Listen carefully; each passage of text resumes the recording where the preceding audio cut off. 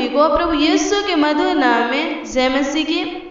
आज हम टिड्डियों के बारे में जानेंगे कि क्या ये टिड्डियाँ वे टिड्डियाँ हैं जो प्रकाशित वाक्य में लिखा है।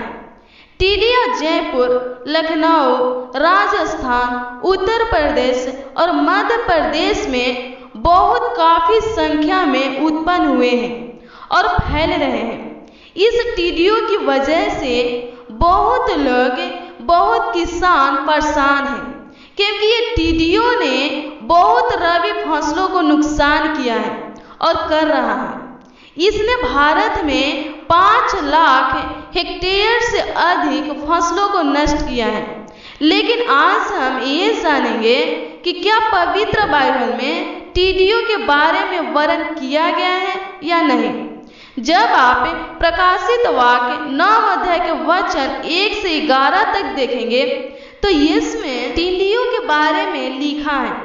लेकिन जो आज 2020 में टिड्डियाँ उत्पन्न हुए हैं, ये वे टिड्डियाँ नहीं हैं जिन टिड्डियों का जिक्र प्रकाशित वाक्य में किया गया है। प्रकाशित वाक्य प्रभु यीशु के चेला यूहन्ना ने लिखा है। पवित्र बाइबल में जो लास्ट पुस्तक, अंतिम पुस्तक प्रकाशित वाक्य है, उस पुस्तक को परमेश्वर ने यूहन्ना से लिखवाया है। जब परमेश्वर प्रकाशित वाक्य की पुस्तक को लिखना चाहते थे तो इसके लिए उसने यूहन्ना को चुने। प्रकाशित वाक्य 1 अध्याय के वचन 9 से 11 तक देखेंगे तो इसमें लिखा है कि जब यूहन्ना पतमोस नामक टापू में था तो परमेश्वर उसको अपने पवित्र आत्मा में ले लिए और उसको स्वर्ग में उन घटनाओं को दिखाने लगे जो जगत के अंत के दिनों में घटने वाला है। परमेश्वर ने यूहन्ना को बहुत कुछ दिखाए और बहुत कुछ बताए। इसके बाद परमेश्वर यूहन्ना से कहे कि तुम जो यहाँ देखे हो और जो सुने हो वे सब लिखना, क्योंकि अंत के दिनों में ये सब पूरा होगा। यूहन्ना ने ऐसा ही किया। उसने जो जो स्वर्ग में देखा और जो जो परमेश्वर उससे कहे वे सब प्रकाशित वाक्य नामक पुस्तक में लिखा। मेरे मसीह भाई बहन, प्रकाशित वाक्य में जो भी लिखा है वे सब पूरा होगा, लेकिन अंत के दिनों में, यानी जब सृष्टि का अंत निकट आ जाएगा तब। यूहन्ना ने टिड्डियों के बारे में भी देखा और प्रकाशित वाक्य में लिखा भी है। आज 2020 में बहुत सी टिड्डियाँ उत्पन्न हुए हैं, लेकिन ये वे टिड्डियाँ नहीं हैं जिन टिड्डियों का जिक्र यूहन्ना ने प्रकाशित वाक्य में किया है। प्रकाशित वाक्य टिड्डियों का आगमन अंत के दिनों में होगा। ये जो टिड्डियाँ आए हैं ये अंत के दिनों का टिड्डियाँ नहीं है, क्योंकि अंत के दिनों का टिड्डियाँ आज के टिड्डियों से एकदम अलग होंगे। आज के टिड्डियाँ सिर्फ फसल को नुकसान पहुंचा रहा है, लेकिन जो अंत के दिनों में टिड्डियाँ उत्पन्न होंगे वे फसल को नहीं बल्कि मनुष्य को नुकसान पहुंचाएंगे, मनुष्य की जिंदगी को तबाह कर देंगे। यूहन्ना जिन टिड्डियों के बारे में देखा और लिखा है वे टिड्डियाँ आज के टिड्डियों से एकदम अलग होंगे।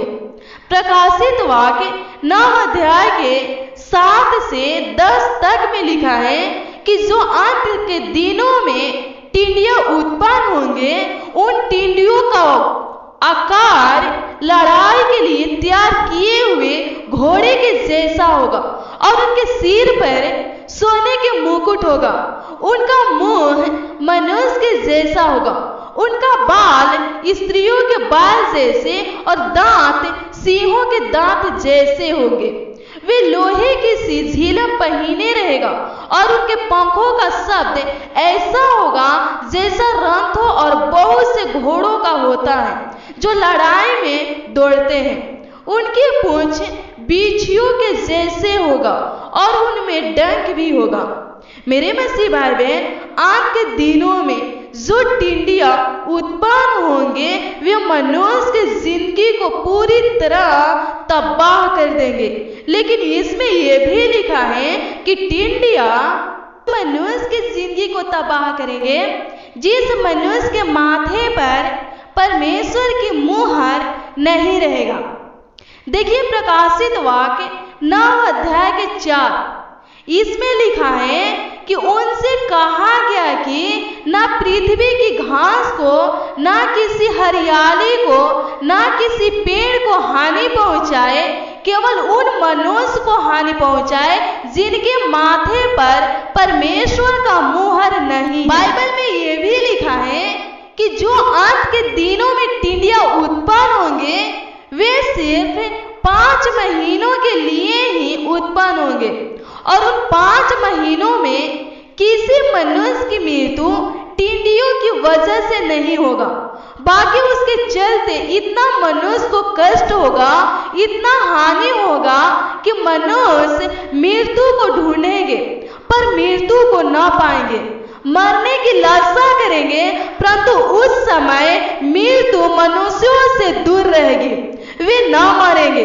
जब आप प्रकाशित वाक्य 9 अध्याय के 5 और 6 को देखेंगे तो इसमें लिखा है उन्हें लोगों को मार डालने का तो नहीं पर 5 महीने तक पीड़ा देने का अधिकार दिया गया और उनकी पीड़ा ऐसी थी जैसे बिच्छू के डंक मारने से मनुष्य को होती है। उन दिनों में मनुष्य मृत्यु को ढूंढेंगे और ना पाएंगे और मरने की लालसा करेंगे और मृत्यु उनसे भागेगी। तो हम सबको इस वचन के द्वारा यह पता चल गया कि अभी प्रकाशित वाक्य टिड्डियों का आगमन नहीं हुआ है और ये भी हम जान गए कि अभी अंत का दिन नहीं आया है। लेकिन बाइबल में यह भी लिखा है कि अंत के दिनों को कोई नहीं जानता कि अंत के दिन कब आएगा, इसलिए हमें अभी से ही प्रार्थना और वचन में मजबूत रहना है ताकि परमेश्वर की मुहर हमारे माथे पर रहे और हम अंत के दिनों के खतरनाक टिड्डियों से बच सके। जो प्रार्थना और वचन में कमजोर रहेंगे, यानी जिसके अंदर परमेश्वर का वचन नहीं रहेगा, उसके माथे पर परमेश्वर की मुहर नहीं रहेगा और वे अंत के दिनों में रोएंगे, बहुत पीड़ा सहेंगे, बहुत कष्ट उठाएंगे। उस समय आप प्रार्थना करेंगे, वचन पढ़ेंगे तो कुछ लाभ नहीं होगा। आज की टिड्डियां मानो कुछ कष्ट, हानि, पीड़ा नहीं दे रहा है, लेकिन उस वक्त की टिड्डियां ऐसा पीड़ा देगा, कष्ट देगा, हानि करेगा कि उसकी पीड़ा युग न युग रहेगा, कभी खत्म नहीं होगा। इसलिए परमेश्वर के वचन को अपने जीवन में लागू कीजिए और परमेश्वर के राज में जाने का अधिकारी बनिए। इस वचन के द्वारा प्रभु आप सबको आशीषित करे।